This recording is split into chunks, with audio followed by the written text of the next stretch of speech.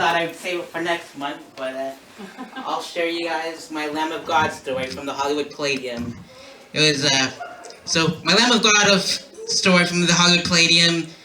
I don't look like I listen to the Lamb of God, but they're not a Christian band. They're like a really heavy metal band.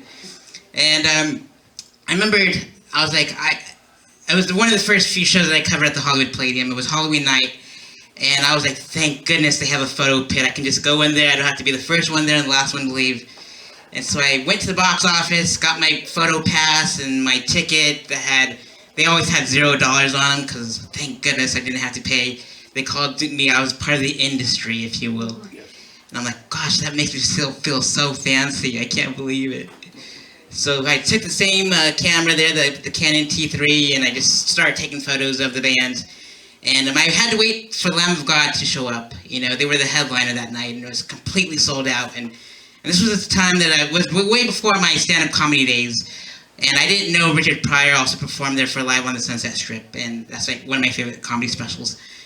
But I was there for Lamb of God, and I was dressed up as my superhero alter ego, Wu Manchu, as the Wu-Tang Clan is like my favorite hip-hop group of all time. And one reason is because Inspector Deck from Triumph, he does not cuss one word in the song, 16 bars, and it's like the most amazing verse I've ever heard in my life. But anywho, it talks about Socrates and philosophy and stuff like that. But anywho, back to the Lamb of God. I was dressed up as Wu Manchu, head to toe in Wu-Tang gear at a heavy metal show, belt buckle, like my pants were all painted with all the Wu-Tang logos. I had the Wu-Tang shirt on, a beanie with the Wu-Tang.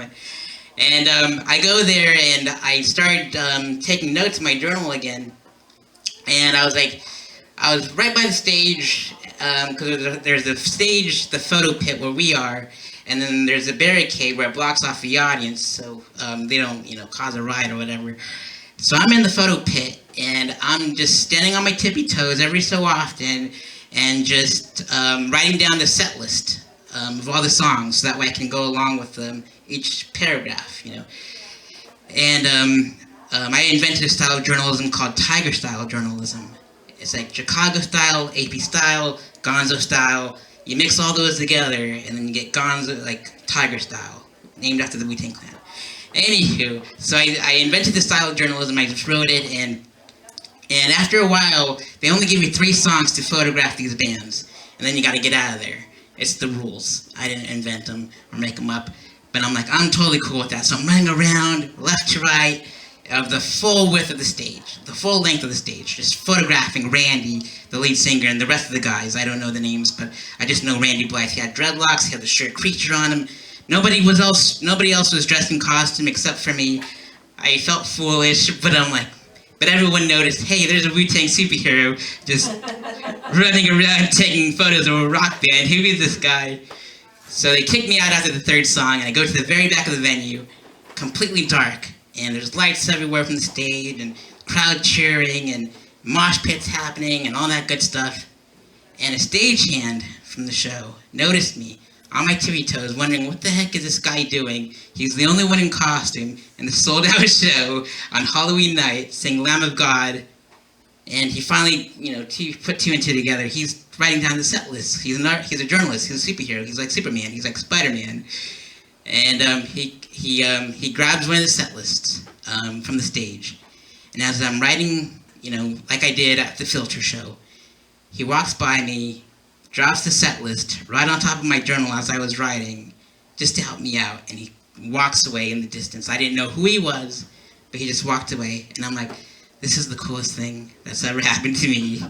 Dressed as a superhero at a sold-out show at the Hollywood Palladium, watching Lamb of God, who I know nothing about.